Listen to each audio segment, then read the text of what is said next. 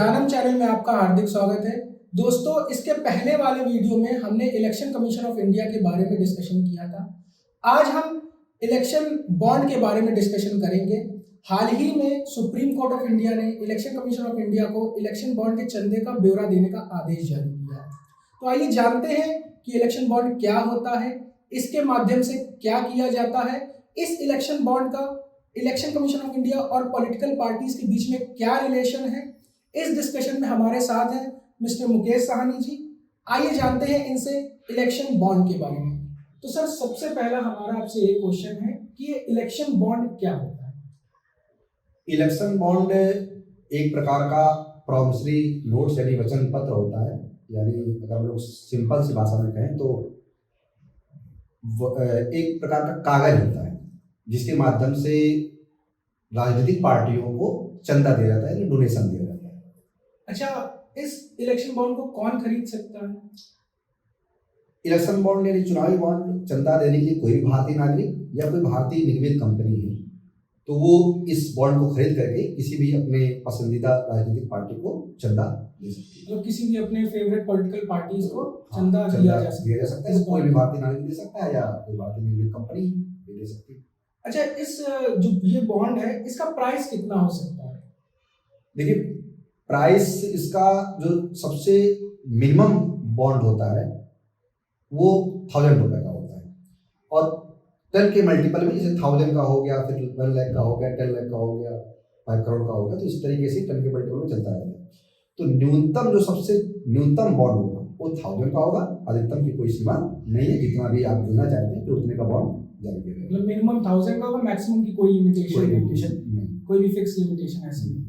अच्छा, तो ये जो इलेक्शन बॉन्ड है ये कहाँ मिलते हैं? कोई स्पेसिफिक जगह है इसको इलेक्शन बॉन्ड को परचेज करने की या खरीदने की, या कहीं भी ऐसे मिल सकते हैं? देखिए, इलेक्शन बॉन्ड अगर आपको खरीदना है या इलेक्शन बॉन्ड के माध्यम से चंदा देना है किसी राजनीतिक पार्टी को तो इसके लिए SBI state bank of India जो भारत सरकार की बैंक है इसको अधिकृत किया गया है कि बॉन्ड यही जारी कर सकती है। यानी भारत में SBI को यह अधिकार है कि हम चुनावी बॉन्ड को जारी कर सकते हैं। अच्छा, तो ये जो इलेक्शन बॉन्ड है वो सिर्फ और सिर्फ SBI ही जारी कर सकता है, इसके अलावा कोई भी अदर बैंक जैसे सेंट्रल बैंक है या पंजाब नेशनल बैंक है ये कोई भी नहीं जारी कर सकता? ओनली SBI को ही अथॉरिटी है कि वो बॉन्ड जारी करे। अच्छा, इसका कोई टाइम पीरियड होता है कि कब हम इस इलेक्शन बॉन्ड को परचेज कर सकते हैं या कब नहीं कर सकते हैं? देखिए, ये SBI की अपनी कुछ चुनिंदा शाखाएं हैं। उन चुनिंदा शाखाओं में SBI अप्रैल जनवरी में पहले, फिर अप्रैल में, फिर जुलाई में और अक्टूबर, यानी जनवरी, अप्रैल, जुलाई और अक्टूबर इन 4 महीनों में अपना बॉन्ड वो जारी करता है, जिसके लिए वो 10 दिन निर्धारित करता है। उस 10 दिन के अंदर आप बॉन्ड को खरीद करके आप किसी राजनीतिक पार्टी को चंदा दे दीजिए, तो ये समय है। अच्छा, मतलब कि ये पर ईयर का है? पर ईयर, मतलब ऐसा कोई इससे ये रिलेशन नहीं है कि इलेक्शन आएगा तभी हम? नहीं, वो आप किसी भी वर्ष चंदा दे सकते हैं, उसमें कोई इलेक्शन से मतलब नहीं कि इलेक्शन ईयर है तो ही आप किसी पार्टी को चंदा देंगे, ऐसा कोई। अच्छा, ये जो इलेक्शन बॉन्ड है इसका कोई टाइम पीरियड होता है कि इतने समय पे हम इलेक्शन जो बॉन्ड है वो वैलिड रहता है, मतलब वैलिडिटी कब तक? हाँ, वैलिडिटी देखिए, बिल्कुल आपने सही क्वेश्चन किया कि अगर आप वैलिडिटी की बात करेंगे, जैसे मान लीजिए मैं SBI में गया, मुझे अपनी राजनीतिक पार्टी जो मेरी फेवरेट पार्टी मुझे चंदा देना है तो मैं वहाँ से प्रॉमिसरी नोट लूँगा जितना भी मुझे देना है, 1 लाख का, 10 लाख का, 15 लाख का, तो वो मैं बॉन्ड लूँगा और वो बॉन्ड ले जाकर के मैं अपनी जो मेरी पसंदीदा पार्टी उस पार्टी को दूंगा।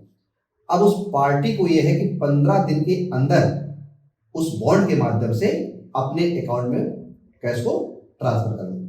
मतलब जितना भी प्रोसेस है ऑल ओवर 15 डेज के अंदर हो जाना चाहिए। अगर 15 से 16 डेज है तो वो कोलैप्स हो जाएगा। 15 दिन वैलिडिटी होती है किसी भी बॉन्ड की। अच्छा, ये जो कौन सी पॉलिटिकल पार्टीज हैं जो इलेक्शन बॉन्ड के माध्यम से चंदा लेने के पात्र हैं? देखिए, अब जब से चुनावी बॉन्ड जारी हुआ है तो उसमें एक सिस्टम है कि ऐसी पार्टियां जो लोकसभा और विधानसभा के चुनाव में कम से कम 1% वैलिड वोट प्राप्त करें, 1% वैध मत प्राप्त करें।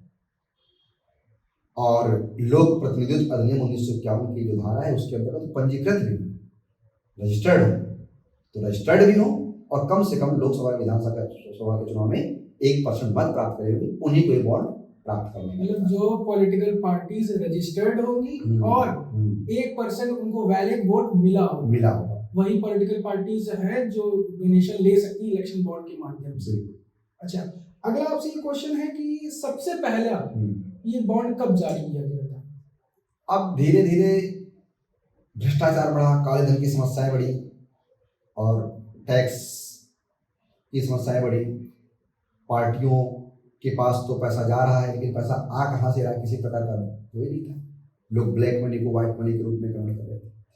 तो ऐसी स्थिति में 2017 में अरुण जेटली उस समय वित्त मंत्री हुआ करते थे। तो अरुण जेटली ने वर्ष 2017 में चुनावी बॉन्ड विधेयक यानी चुनावी बॉन्ड बिल पेश किया संसद के अंदर और उसको पास करने के बाद हम लोगों ने सबसे पहले वर्ष 2018 में चुनावी बॉन्ड को जारी करने का काम किया। 2018 में सबसे पहले इलेक्शन बॉन्ड जारी इंट्रोड्यूस यूज भी उसी समय। यस, बिल्कुल जारी होगा। अच्छा, लास्ट क्वेश्चन हमारा आपसे ये है, क्या इसमें हम आरटीआई दायर कर सकते हैं या आरटीआई के माध्यम से इसमें इसकी इंफॉर्मेशन हम लोग को मिल सकती है कि किस पार्टी को कितना धन मिला? नहीं, यही तो इसी को लेकर के जो है सुप्रीम कोर्ट में कई याचिकाएं पड़ी, कई एनजीओ ने याचिका डाली कि भारत की जो सत्ता है या भारत की जो वास्तविक मालिक है वो भारत की जनता है और भारत की जनता ही चुनावी बॉन्ड खरीद करके चंदा देने का काम कर रही है। और इस व्यवस्था को सरकार ने क्या किया है, इसको आरटीआई के दायरे से बाहर रखा है। मतलब हमको ये जानने का अधिकार नहीं है कि इस पार्टी को कितना चंदा आएगा, उसका लेखा जोखा बैंक के पास रहेगा क्योंकि बैंक जारी कर रहा है और बैंक के माध्यम से सरकार भी जान सकती है। लेकिन किसी भी नागरिक को ये जानने का अधिकार नहीं कि किसने किसी पार्टी को कितना चंदा दिया। मतलब सिटीजन इसमें कोई रोल प्ले नहीं कर, सिटीजन दे ही सकता, जानने का अधिकार नहीं है। तो आज हम लोगों ने इलेक्शन बॉन्ड के बारे में जानकारी प्राप्त करी।